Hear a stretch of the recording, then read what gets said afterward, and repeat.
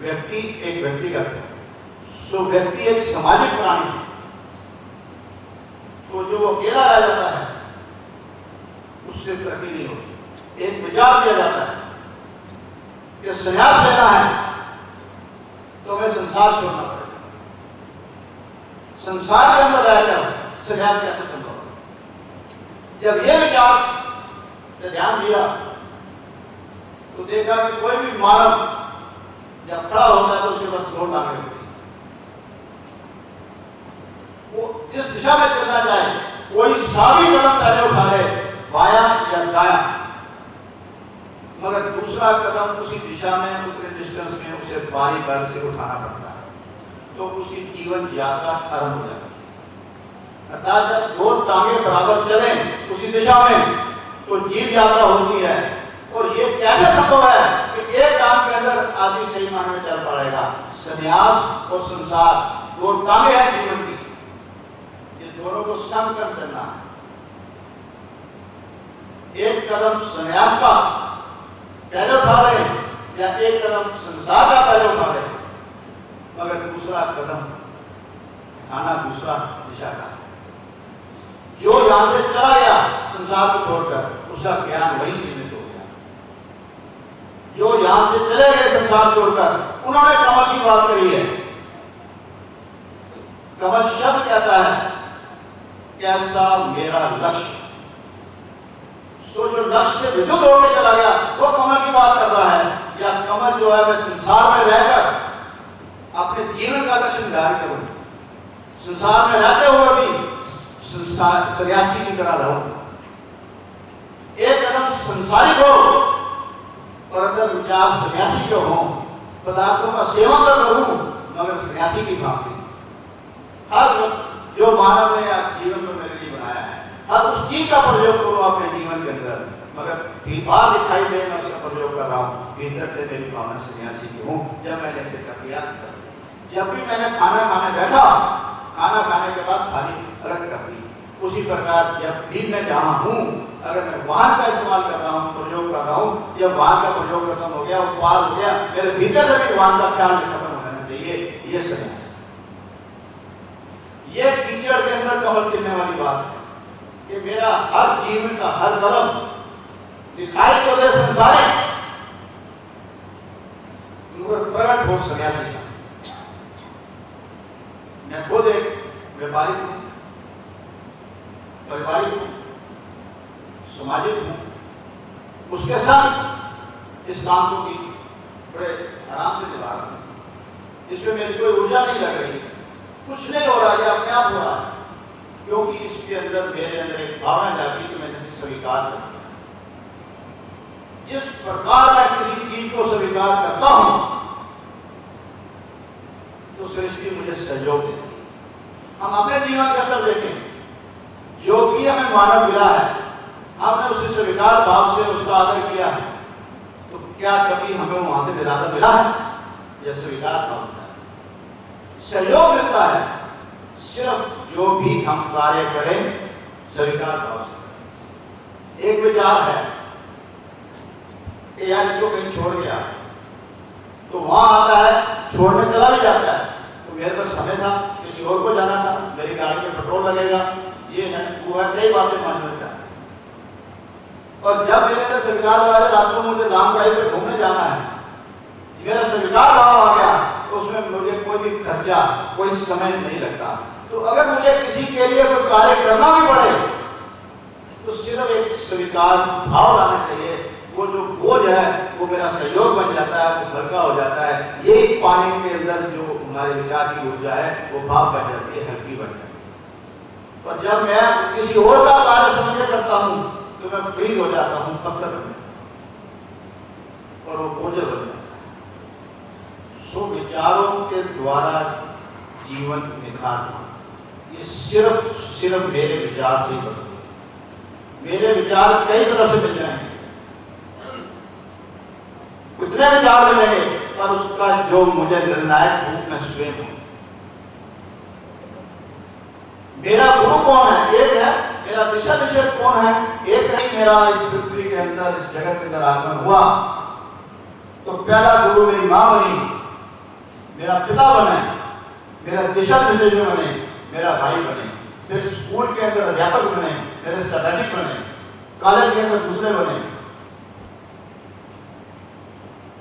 सो हर कदम पर मेरा मार्गदर्शन बदल रहा है। जैसे जैसे श्वासों के अंदर मेरे जीवन के अंदर बदलाव आता है विचारों के द्वारा, मेरा मार्गदर्शक भी बदल जाता है।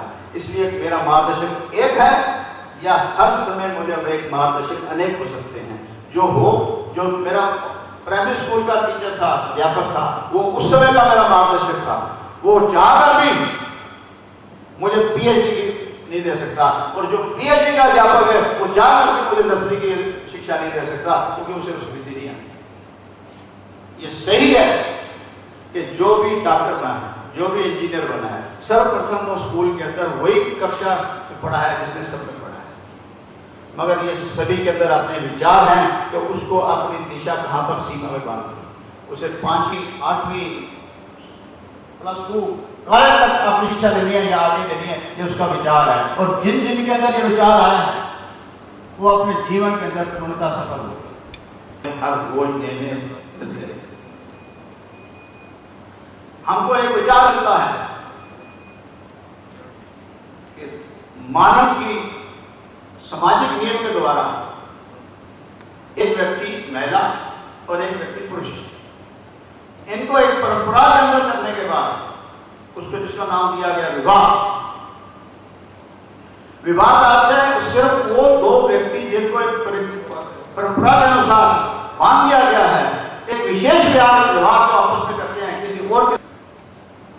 मेरा जीवन संगनी है, वो मेरा जीवन साथी है या संगनी, ये भी हमें अपने विचार से वो श्वासों के तरह मेरा संग छोड़ सकती है, मेरा जीवन का साथ कोई और का समन्वय कैसे हो सकता है, कैसे संभव है, इतना आसान है।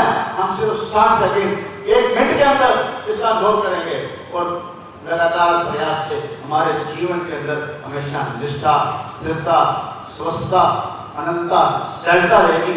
सिर्फ हम उसका पहला अनुभव सिर्फ ये अभी 60 सेकंड के अंदर करेंगे। आप सबसे निवेदन है कि वही आसन, जिस आसन में आपको सुविधा हो उसी आसन में बैठिएगा, कोई स्पेशल आसन मत कीजिएगा। मुझे आंख खोल के वो क्रिया करनी है या आंख बंद करके करनी है। हमारे चेहरे पर 3 जोड़ हैं, एक है कानों का और एक है नाक का। इस एक आंख जो देखती है दूसरी आंख भी वही देखती है। एक आंख ने इधर देखा, दूसरी आंख ने इधर देखा, ऐसा नहीं। हमारे कान जो होने के बाद, विपरीत दिशा के अंदर होने के बाद भी एक ही बात को सुनते हैं। एक कान पे छोड़ सुना, दूसरे कान पे छोड़ सुना, ऐसा नहीं। मगर ये नाक के जो द्वार है, ये दोनों का अलग अलग कार्य है। एक से हम श्वास लेते हैं और दूसरे से छोड़ते हैं। तो हमें सिर्फ इस पर ध्यान देना, क्योंकि आंखों के दोनों को खुद अपने आप ही एक प्रति नियम के अंदर एक द्वार से हम श्वास लेते हैं और दूसरे से छोड़ते हैं, और फिर जिससे छोड़ते हैं क्रिया आपको दी जा रही है, ध्यान रखेंगे। हम जिस नासिका से श्वास ले रहे हैं सिर्फ उस पर, और जिस दूसरी नासिका से छोड़ रहे हैं, क्या हमारे लेने का समय और छोड़ने का समय बराबर है? क्या हम एक काम को कितनी देर ऊपर खड़ा कर सकते हैं, या दो काम को बैलेंस करके कितनी देर खड़ा हो सकते हैं? उसी प्रकार हम देखेंगे कि 1 मिनट के अनुभव में हमारे जीवन में क्या बदलाव आया, और अगर हम जीवन में ये करेंगे तो कितना बदलाव आएगा, क्या आरंभ होती है। अब जिस यहां से श्वास ले रहे हैं उस पर कितना फर्क है, सिर्फ इसी को दें और कहीं ध्यान ना दें। अपने ध्यान को सिर्फ वहां तक श्वास पे करें, तो हमारे जीवन को हम श्वास को लेते रहे, विचार लेते रहे, मगर हमारे श्वासों में ध्यान रखें। जिस नासिका से श्वास ले रहे हैं उस पर, और जिस नासिका श्वास छोड़ रहे हैं उस पर ध्यान रखें, और ये देखेंगे कि अपने आप अनुभव करें कि श्वास लेने और श्वास छोड़ने में समय में बराबर है या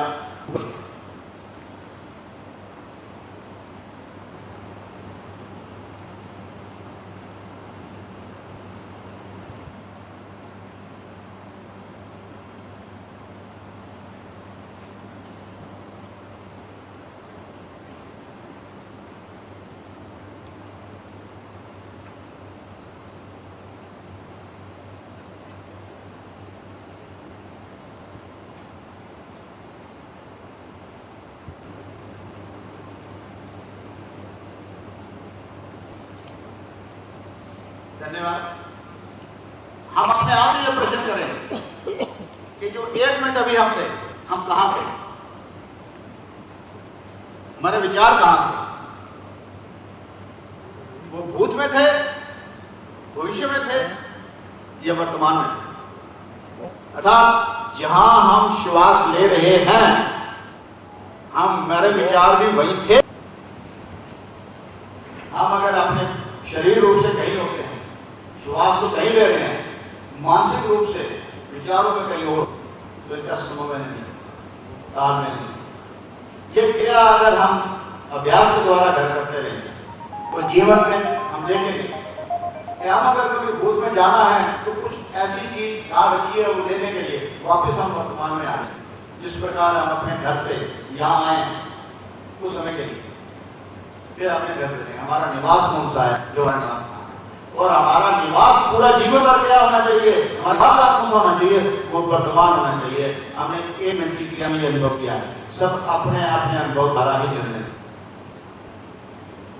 और जब भी हम वर्तमान में होंगे तो हमारे विचार भी उसी समय विमान के हिसाब से होंगे, और वर्तमान का विचार, वर्तमान का विचार वो हमारे वर्तमान के लिए है, और वर्तमान हर पल बदल जाता है। मेरा जो वर्तमान है, जो मैंने पिछला श्वास छोड़ा था, उस बीज का अंश जो है वो अंकुरित हुआ है, और भविष्य जो है, जब मैं जो श्वास ले रहा हूं और उसको जो छोड़ रहा हूं, उससे जो अंकुर होगा वो मेरे भविष्य का होगा। तो अगर मेरा वर्तमान संयम में है तो उसका बीजारोपण जो है वो संयम का होगा। क्या मैंने कभी सेब का बीज बोया है? तो प्रकृति भी चाहोगे उसमें अनार नहीं निकाल सकती, ये प्रकृति का है। तो जिस किसान को धान चाहिए उसने पहले धान का सोचा, उसको धान मिला। जिसने गेहूं बोला, जिसको जो फल चाहिए उसने फल पहले सोचा, बीज डाला। जिसका बीज डाला गया वही अंकुरित हुआ है। तो मैं आज अपने श्वासों में वर्तमान का बीज डालूंगा। हाँ, पुराने बीज जरूर अंकुरित होंगे। जब ये किसान जो है खेती करता है तो कुछ जो अंदर धरती के अंदर पहले बीज हैं वो भी उगते हैं। तो क्या करता है? उसको उठा के फेंक देता है।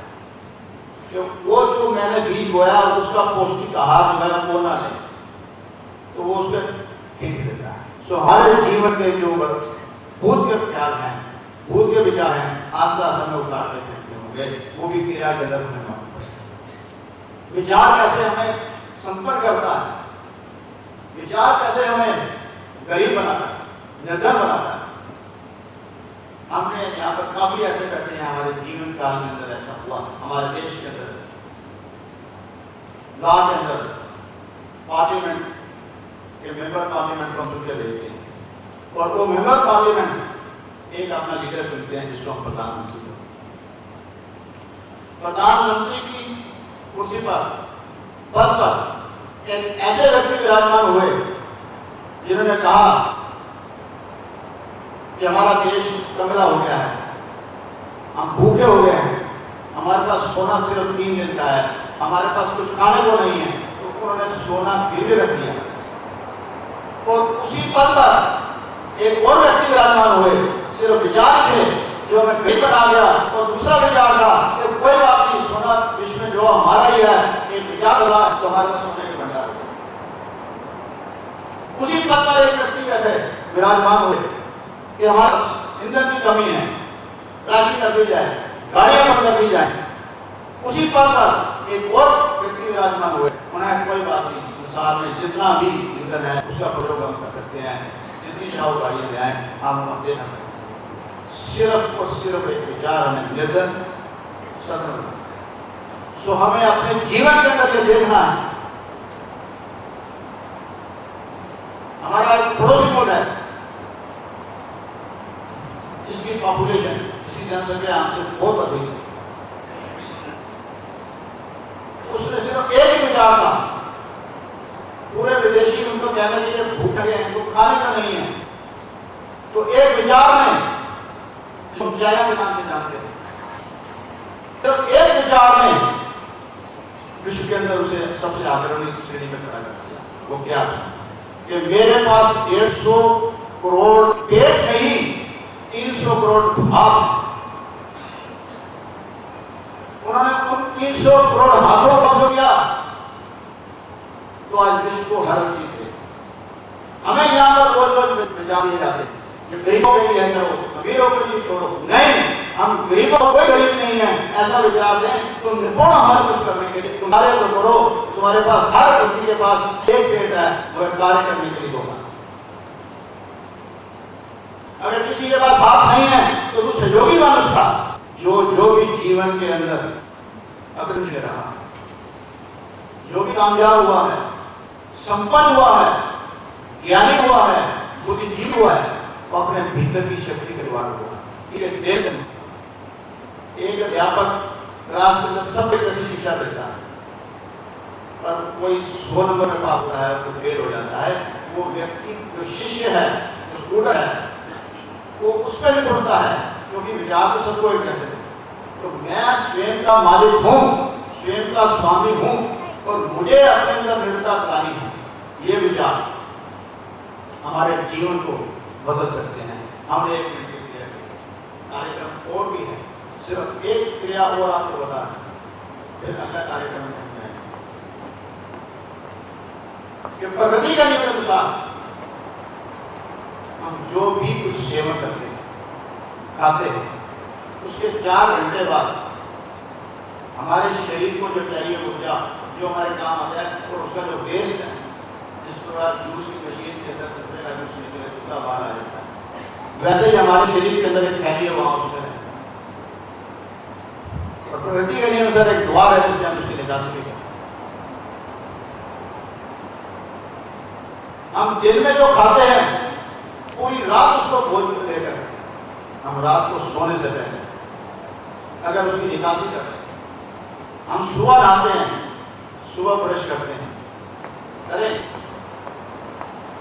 अच्छी बात, मगर ये क्रिया हम रात को करें। तो घर से जब मैं बाहर गया तो बाहर की धूल मिट्टी तो मेरे शरीर से लगी, मैं घर में रहा धूल मिट्टी कोई नहीं लगी। जो मैं लोगों के स्वर में रहा तो मेरे को विचारों में बदलाव तो बाहर से मिला, घर में अगर ऐसे मुझे विचार का क्या बदलाव मिलेगा। तो ये क्रिया अगर हम शाम को, रात को अगर हम सोच में ऐसे बैठते क्रिया करें और ये कि जो मैंने जीवन में पूरे दिन में खाया है, जो मेरे शरीर को चाहिए था मिल गया, और जो उसका बेकार है उसकी निकासी कर दी। मेरे शरीर पर